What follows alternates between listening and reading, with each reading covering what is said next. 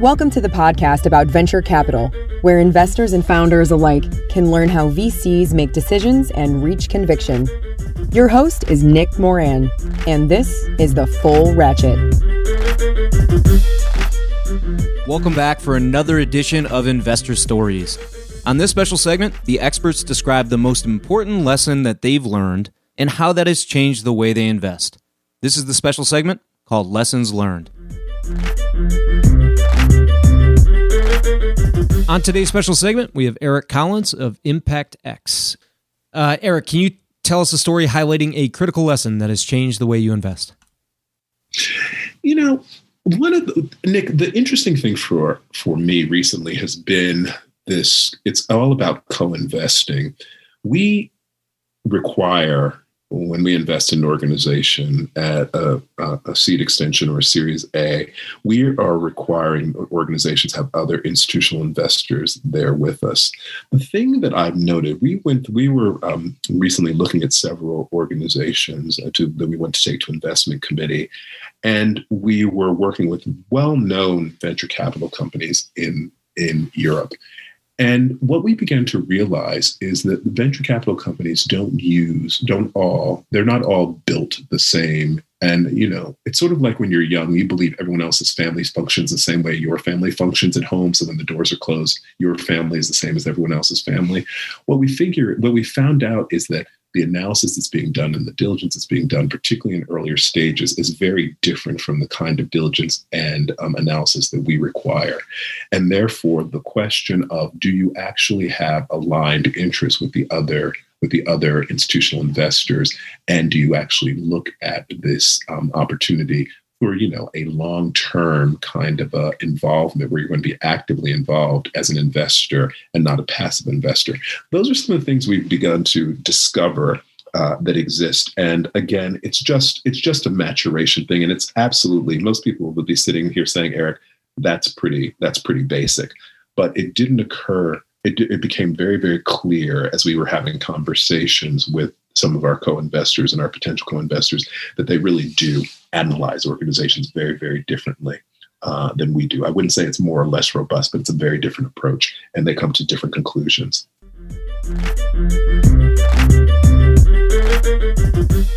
On today's special segment, we have Trae Vassallo of Defy Partners. Trey, can you tell us a story highlighting a critical lesson that has changed the way you invest? Well, I think, you know, it's funny because as I was thinking about this question, this is the one where my answer to this is the path to success is never obvious, right? And so I think when you're in venture, there is this desire to want to be certain about things. And a lot of, you know, kind of that alpha philosophy is like, I know this is going to work, or that, you know, company's idea is terrible. I think it's important to realize that things are never that clear. And you have to have an open mind about how a company's evolution actually occurs. And, you know, the story about how, you know, Google was the second search engine, it didn't have a business model. It wasn't obvious that company was going to be the company it became. But what made it great was the fact that we invested in a small, incredibly good team, and then helped them figure it out along the way. And so my lesson and takeaway around investing is that you're not going to have the answers, but you do have to focus on investing in incredible teams that can adapt and react, and that you've got to be able to listen to what's going on in the environment.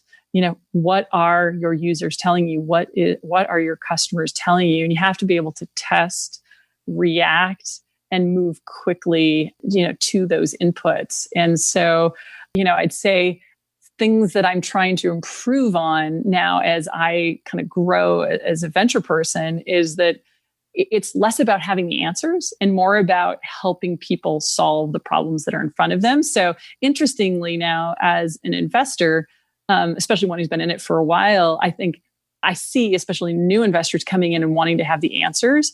And I don't think that's what the job of the investor is. It's, yes, how can I help and leverage my network? But more importantly, it's how can I help you ask the right questions? How can I help make sure you're focused on the right things? It's really much more of a coach role. And so something that I've been trying to do and augment my skill set is really figure out how am I doing a good job listening and synthesizing and then pushing in the right ways to be the coach that CEO needs me to be, so that we can all realize together, the best, help get the business to the best place that it can be.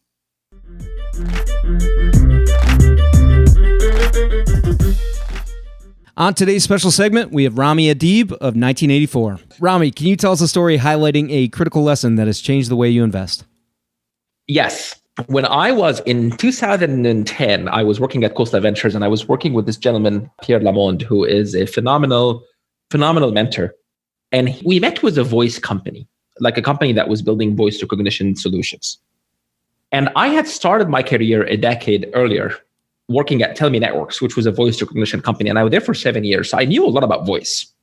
And I've seen all the failures and pitfalls of voice. And this company pitched us a product.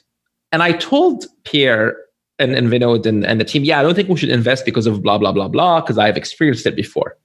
And we tried it and it didn't work. And Pierre looked at me and said, so you tried it and you tried it and didn't work, so you don't want to invest in it? I was like, yes. And he goes, oh, good. You learn from your mistakes. And I shook my head and I said, yes. And then Pierre said, well, if you keep learning from your mistakes, by the time you're 50, you're not going to make a single investment. And I thought that was it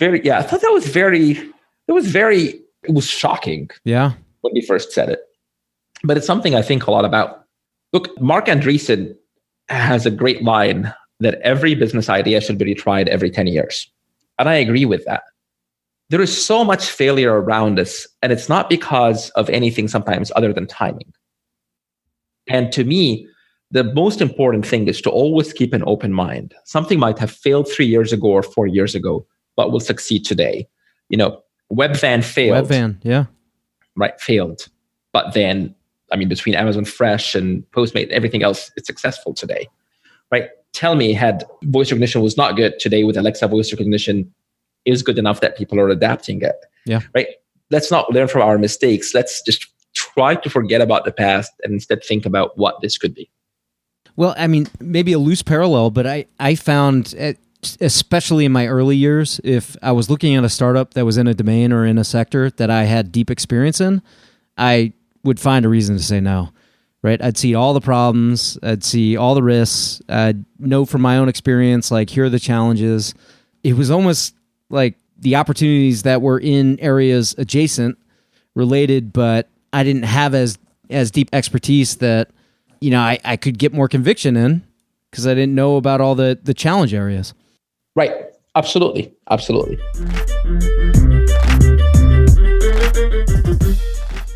On today's special segment, we have MG Siegler of GV. MG, can you tell us a story highlighting a critical lesson that has changed the way you invest? Yeah. So I was trying to think back to something along those lines. I think, there was a company that I invested in pretty early on in the GV days. So it was probably about 6 years ago. There was a company called Secret. I don't know if you remember it. I do, yeah.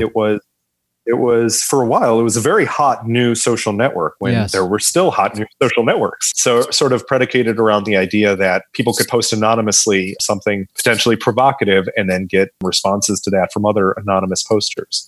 When I say that now, it sounds almost dangerous in the world in which we currently live. But there was something super compelling about that idea and the product early on. And it obviously resonated with some users early on, as it did grow very quickly out of the gates.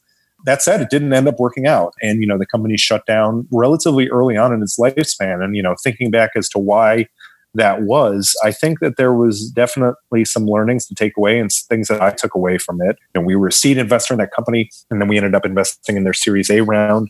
And just they had so much buzz and hype around them. And again, a lot of it was warranted, but that investors kept pounding at the door to sort of invest in this company, thinking, of course, extrapolating out that this could be the next Facebook, this could be the next, massive multi-billion-dollar company. And, we need to get in early and we need to sort of help propel this thing to the next level. The flip side of that, which we're seeing now in other ways in the market, is that being overcapitalized, can be detrimental to startups in a number of different ways. And, I think that with regard to that investment in particular, they just grew so fast and got so much interest and capital in the door so fast that, there was a very a window that almost narrowed, it felt like, in order to achieve success, because they had so much, the weight of so much riding on their success all of a sudden, because they had grown so fast and raised so much capital, and now they were getting all the press attention, of course. And so, there's real downsides to a company growing that fast, when it seems like, maybe if they had grown a little bit slower and done things a little bit more methodically, it may have played out a little bit differently. It's not to say it would have for sure. I mean, obviously that's easy to say in hindsight, as all of this is, but I do think that they maybe didn't get the best advice. And certainly I'm to blame for some of that, in terms of the way that they just sort of executed on building out that company. Yeah, more money is not always better. No, and we were seeing that in later stages these days as well. Yeah. So I think that there's a lot of learnings that a lot of investors have taken away over the past several years. But that's one that sticks with me, maybe because it was early days of GV, and because it did feel like, that company had captured lightning in a bottle for a brief period of time, and then it went away almost just as quickly, which was just a fascinating thing to behold.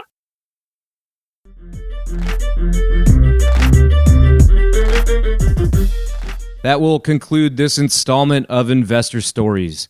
If you're enjoying the program and would like to see it continue, take a moment and leave a 5-star review in iTunes. Also, if you'd like updates on new content from TFR, as well as the top 10 VC articles every week, go to fullratchet.net and sign up for the newsletter. Okay, that will wrap things up for today. Until next time, over-prepare, choose carefully, and invest confidently. Thanks for joining me.